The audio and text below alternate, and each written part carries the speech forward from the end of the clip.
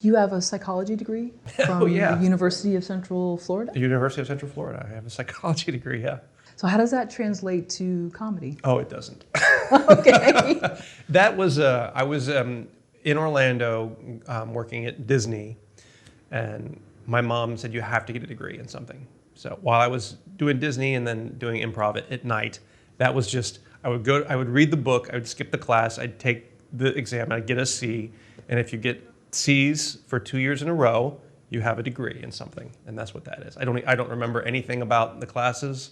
I read the book, got my C, and then went and did comedy in the evenings. And were you even 21 where you could get into these clubs to do stand-up? So I never did stand-up in Orlando. This was all improv. Oh, at okay. At a place called SAC Theater, which was a local improv community. It's where I met Wayne Brady and a bunch of other people that live out here now.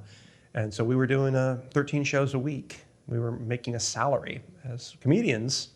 So the college thing was just to keep my mom happy. I was like, yes, I'll get a degree in something, and then I will go do what I want to do at night.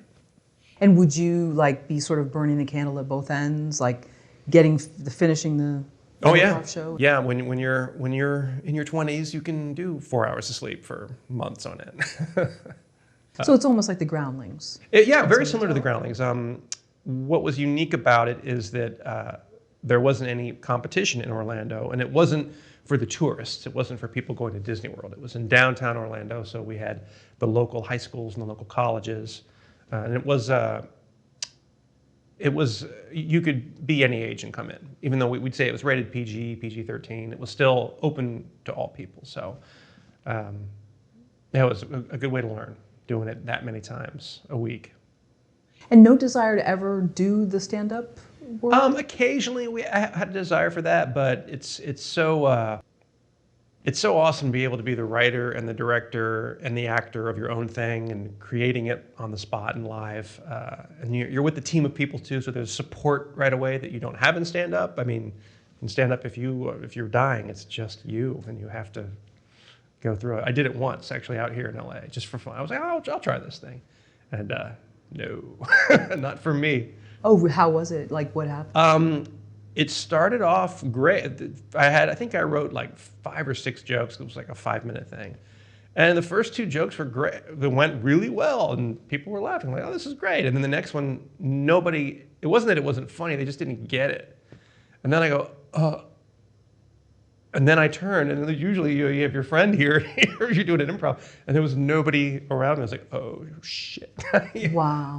Oh, God. And then I just lost all confidence. My face turned white, and I just plowed through the last couple jokes, and everyone was just like, huh? So I was like, no, I like the improv. Do you remember the first time you met Wayne Brady?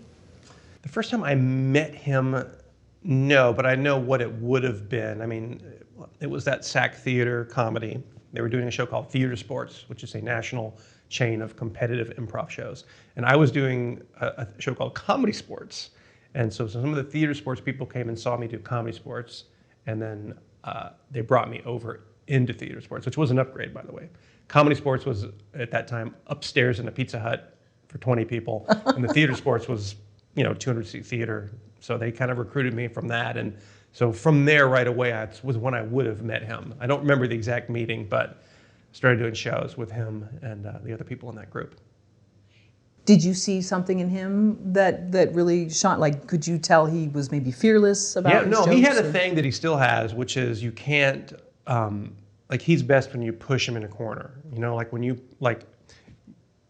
you give him an impossible task, he will figure out a way to worm his way out of danger and succeed. And that was always his strength. So when we get suggestions from the audience, we'd ask for different work. What is your occupation? What do you like to do? We'd use that to make up the comedy. So occasionally people would yell impossible, you're an underwater basket weaver and you can only rhyme and you have an Irish accent and you're 4 feet tall, and they'd give him all that. And we're like, there's no way. And he'd pull it off every time. Wow. That's his skill, taking that impossible thing and making it work.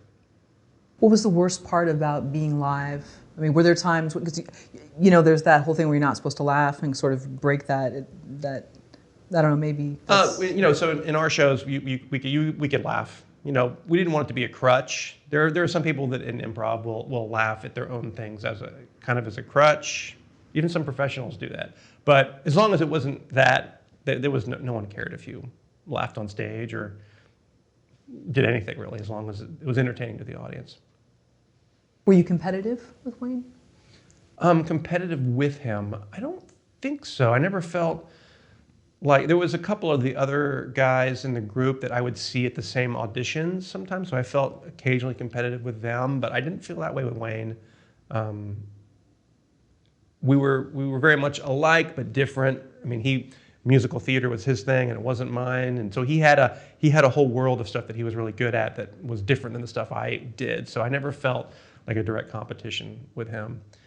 And to his credit, since we've worked with each other for such a long period of time, he's completely fine when we do our two-person show. If I get bigger laughs one night, he's totally fine with it. He's never been jealous. He's never been like, hey, back off. It's my show. He's completely supportive of me being funny in a way that's awesome.